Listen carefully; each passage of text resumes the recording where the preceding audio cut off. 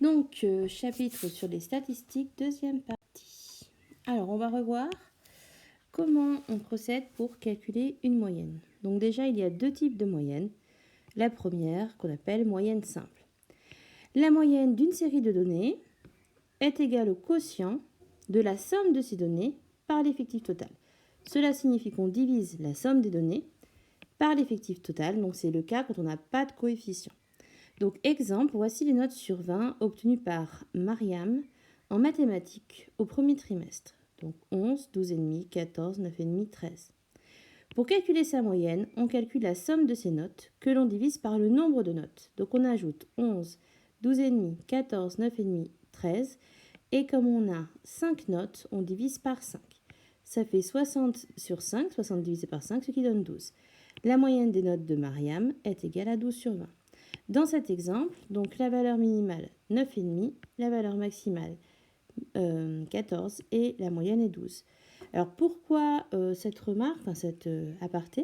Parce que la moyenne, alors déjà, n'est pas nécessairement égale à une des données de la série. Donc effectivement, la moyenne, ça n'a absolument rien à voir. Enfin, elle peut être égale à une des données de la série, mais pas forcément.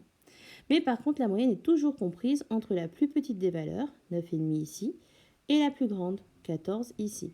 Si vous trouvez une moyenne qui est supérieure à la plus grande des notes ou des valeurs, c'est que vous vous êtes trompé. Idem si vous trouvez une moyenne qui est inférieure à la plus petite des données ou la plus petite des notes. Ensuite, voyons la moyenne pondérée. Donc c'est celle qu'on utilise assez souvent, le plus souvent.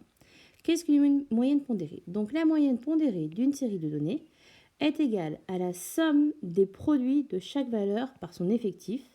Donc ça c'est un peu compliqué. La somme des produits de chaque valeur par son effectif divisé par l'effectif total. Donc moyenne, somme des produits des valeurs par leur effectif, divisé par l'effectif total.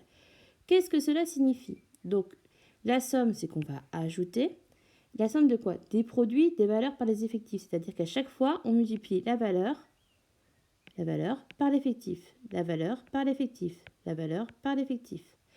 Donc, remarque, le mot pondéré vient du mot poids. Les valeurs considérées n'ont pas toutes le même poids ou coefficient.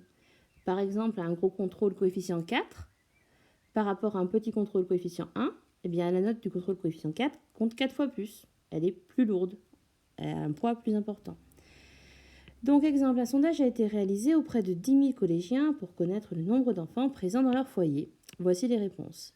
Donc, 1, 2, 3, 4, 5, jusqu'à 6 enfants par foyer. Et là, on a le nombre de familles qui correspond, donc pour 10 000 collégiens. Donc, un enfant, 4 525 familles, deux enfants, 3 551, etc. Pour calculer la moyenne d'enfants par famille sur ces 10 000 collégiens, on effectue le produit du nombre d'enfants, 1, par le nombre de familles, 4 525. On les additionne, puis on divise le résultat par le nombre total de familles, de familles de collégiens, du coup, par 10 000. Donc, 4 525 fois 1, ou 1 fois 4 525, c'est pareil. 2 fois 3 551, donc on ajoute, plus 3 fois 1364, plus 4 fois 416, plus 5 fois 102, et plus 6 fois 45. Et on divise par l'effectif total, donc 4 525, plus 3 551, plus 45, ce qui fait bien sûr 10 000, puisqu'on avait interrogé 10 000 collégiens. Ça nous donne 18 151 divisé par 10 000, soit 1,8 151. Le nombre moyen d'enfants par famille est donc d'environ 1,8 si on arrondit au dixième. Donc voilà à présent pour la moyenne pondérée. Donc moyenne simple, c'est quand on a juste des valeurs, on les ajoute, on divise. Ça va quand il n'y a pas trop de valeurs. 10 000 valeurs, s'il fallait ajouter 10 000 nombres là, on en aurait pour un joli moment. Donc en fait, voilà, la moyenne simple, c'est vraiment quand on n'a pas beaucoup de valeurs et que c'est facile à calculer.